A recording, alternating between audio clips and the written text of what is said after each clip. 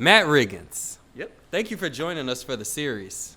It's my pleasure to be here. It's really awesome to hear you in a context that's in addition to marching band and jazz bands and things. So this is a brass ensemble. What kind of inspired you to put together a brass ensemble? And I'm assuming you have a history. I know you do jazz, but also, like most of us, you obviously play other music. So kind of how do you navigate both of those spaces? Well, really, the main thing I grew up doing was sort of like marching music. The high school marching band I was a part of was the Avon Marching Black and Gold, which sounds, everyone's like, I was in high school marching band, which sounds lame, but Avon's won the state championship. I think we won it 7, or at least when I was there, we won the state championship 3 times. Then we won the national championship 3 times. So it was serious stuff. And so that's why I like that sound of just like the entire brass section just laying it on you. And I really didn't start playing much jazz very well. I was interested in it, but I didn't play it very well until college. When I came across rhythm sections that knew what they were doing, it was like, oh, cool, I have to change my whole life. Dope. But yeah, I think in terms of navigating it, it really all kind of does come from like the same spot. It's just different ways of getting there. A lot of the tunes that we did today, or many of them, like Levers of Power, do work, and I have written arrangements for jazz band or like big band or something like that. And not all of them work that way, but I think that there is more of a togetherness between like what we would consider jazz and what we would consider classical or chamber music than a lot of people are really willing to admit. And I kind of hear that most I heard it first in the intersection of like, because for me, like Charles Ives and Ornette Coleman are like the same guy. Really? Not to mention Charlie Parker's study from Stravinsky. Yep. There's this huge tradition of like, oh my gosh, I love that sound too, but here are the resources that I have to do it with. And that's why we have these sort of, I wouldn't say artificial, because like there are definitely more people on stage in an orchestra than there are in like a combo or a duet. But like, I think because it is people writing for those ensembles, the same human emotions apply to all of them. And so there's more of a togetherness than you might imagine. Dig. And it's really interesting that you say that, considering that, like, especially when we're talking about Bach, right? All the fugues and things that we know from Bach. He was not writing out all of those notes every week to go play chorale on Sunday. Right. He was improvising everything. Yep.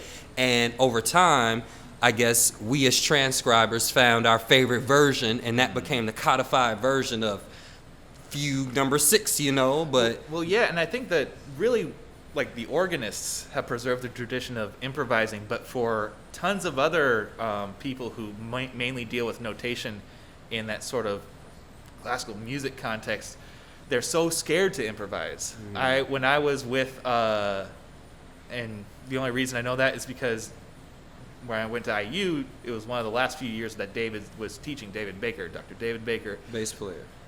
Or cellist. Cellist, there you go. Well, he did play bass. And yeah, I saw him play some bass, man. It freaked me out because it was like a card at the library that they were giving away to like make bookmarks, and what they were old programs, and David's on there playing bass, like one of the first years he's a professor, and I was like, what? Yeah.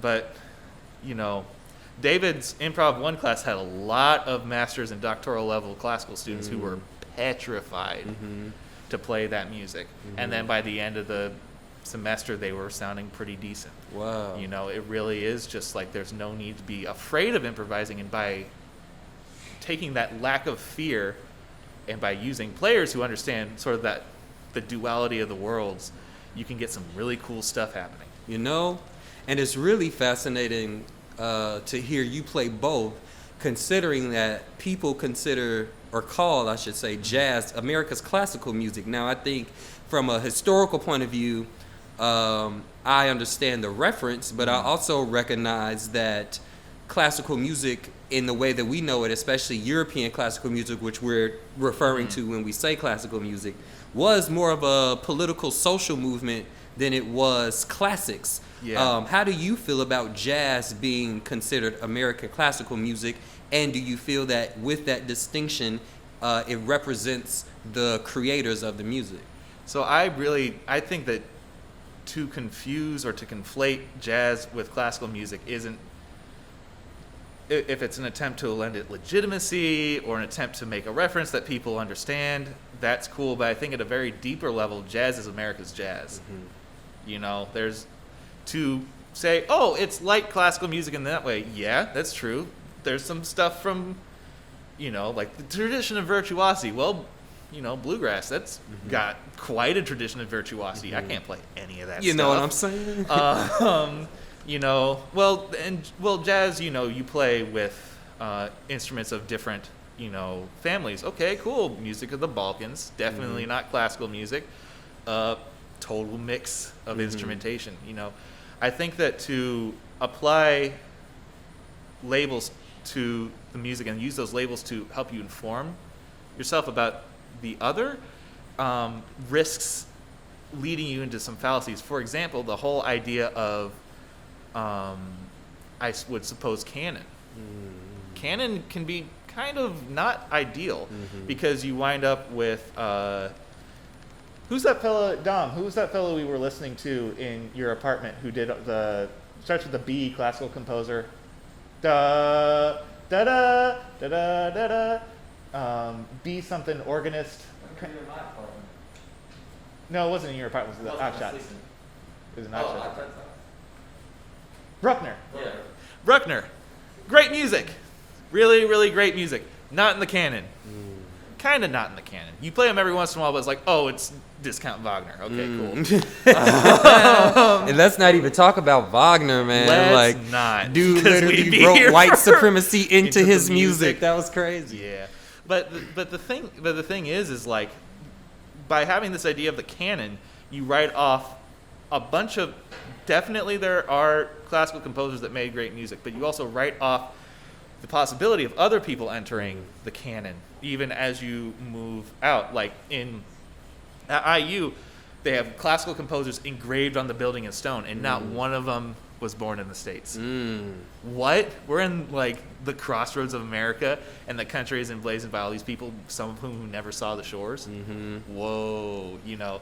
And then to apply that to jazz, you know, sometimes you get ensembles that focus on performing the repertoire of a certain person because they have this idea of canon informed from classical music. But jazz and classical music are not the same. We don't have to have that. I mean, we kind of have canon in jazz, right? When we have our standards and definitely all of that. But I agree that because we have canon, to your point, canon seems to limit our ability to expand. It becomes this finite, you know, selection of music that doesn't really grow with the times. And then when we're talking about jazz and classical, you know, we're much more likely to identify classical by eras and time periods. We don't do that as much with jazz when we're talking about, you know, when we're talking about and describing, it's just, this is jazz, instead of like, this is post-bop. We wouldn't call Renaissance and modern classical the same thing, so why would we call jazz just jazz, you know? Yeah. And I think that both jazz and I think all genres kind of suffer a little bit from like, this person was really good, and we're going to look at him and see everything as it exists from that lens. And I really think that when it's operating at its best, to understand the music as a series of communities really makes a lot of sense. When you think about like, all right, we're going to play jazz like we played it in the 50s. Really, that was about 25 to 50 people all living in New York within a few blocks of each other. Meanwhile, the whole rest of the country was doing their own thing, you know? And to understand it as like a series of communities, I think makes more sense and allows you to expand what you do, because all of a sudden, hey, I have a community and the people in it do this. And if I write for them while they do this, all of a sudden my music sounds different from anyone else's, because the people I have are individuals and have their own skill sets and ways of thinking about what they do. It does seem that history tends to distort the people's narrative of the music. What are you doing, or what have you done to kind of amplify what I guess we would call the people's history, as well as I know from working with you that you've kind of been intentional about centering other folks in your work and recognizing and respecting the tradition. That was literally what I was about to say, Thais. I've taken a big step back from the center of my own career. Huge step back. When I came here, I was thinking, it was like, well, I have this group that I kind of brought up and it fell through. So it's like, okay, cool. I'm going to be a part of the community for a very long time, and I'm not going to hit the ground running with, hey, here's me. I just came to town. I'm writing great. Let's get a gig playing my music. I took a job partially for like survival, but then also for like because I like it. I took a job as cultural instructor of music at Marquette Park, and that's me stepping all the way back. I'm not even playing my instrument most of the time. I'm playing like drums or piano or bass and letting some, 7th or 8th graders step forward and develop their own voice, as opposed to me coming in being on trumpets like, sound like me because I sound great. Okay. Like stepping all the way back and letting other people sort of take the floor. In fact, in the original iteration of this brass quartet, I didn't play trumpet. I played tuba because I was like, I'm way more interested in hearing what the other three people have to do, and I will just sort of, I wouldn't say occupy a peripheral role, but definitely not occupy like the star of attention. Only reason I switched to trumpet for this iteration was because the tuba players in CFE play way better than I do, and I would feel really like taking a... You all are all great. Yeah, but they're better than I am at tuba. Hey, we appreciate the self-awareness. Time check. 56. Okay, so we're not going to record more music because this interview is really good. Yeah, we're going to do so we're going to do one more question, and then we're going to strike. Yes, sir. So, Matt, I know that you also are British and Irish, and you're in a lot of spaces with not British and Irish people. That is also correct. And I've heard you talk about allyship and what that means to you, and obviously Chicago Freedom Ensemble was founded on the idea that we need multiple partners in this movement for the liberation of Black lives, which is the liberation of all people. How have you found your role as an ally to help you mature as a human? Well, that's a wonderful question. I like that last phrase a lot. Well, when I was growing, how I came to find myself in this space is when I grew up, I read quite a bit, and I was also a little bit of a, well, we've talked about this before, I was a little bit of a nut in that I was super, super, super religious. Like, read the Bible front to back 5 times. You know, I took it super seriously. And through taking it seriously, you know, you come across the stuff in the Bible that's like, hey, we're all sort of equal under this thing. Everyone should be treated fairly. Everyone should have, you know, justice, etc. And so growing up, I was like, this is how things should be. And instead of sort of moving to fit the world, I was and still am very much like, this is how it should be, and if it's not what it's like right now, then I have to do some work to make it happen. Dope. And That was like perfect. That was a perfect place to end. but in terms of the allyship, just so you have this. Yep. With the allyship, it's the same approach as I'm taking to the career. As little of me in the thing as possible. You know, I come in, do the work, pay attention, be listening, and then go. I don't need to have a whole lot of my ego in what's going on, because ultimately, not my space, but I can do work in it. And as long as I show up and I listen and I'm able to sort of learn things when I might not have learned them correctly the first time, you know, I think that I can keep doing the stuff that the justice work that I read about, you know. Awesome. Matt, thank you for joining us. Do you have any music available for people to listen to? I have so much music. Where can they find it? Most of it's on my Bandcamp. It's a lot. Matt Riggen is my name, and so the Bandcamp is also Matt Riggen. I have a kind of a pattern. Matt Riggen Brass Quartet. What is it? It's Matt Riggen's Brass Quartet. It's just under my own name. My brass quartet's on there. There's a few solo albums where I'm playing a bunch of different instruments, kind of like Colin Stetson-y, I guess, like discount Colin Stetson. There are a few overdub albums where I make myself sound like a band. And then for some of the stuff that I did in the past, I would check out the first 2 LMC albums, Rebel Portraiture and Siglo 21, because half those tunes are mine, and the whole albums are, I still stand by them. They were really, really good to do. Well, thank you so much, Matt, for joining us. Thank you, Daddy. And I hope you all enjoyed this last tune by the Matt Riggen's Brass Quartet.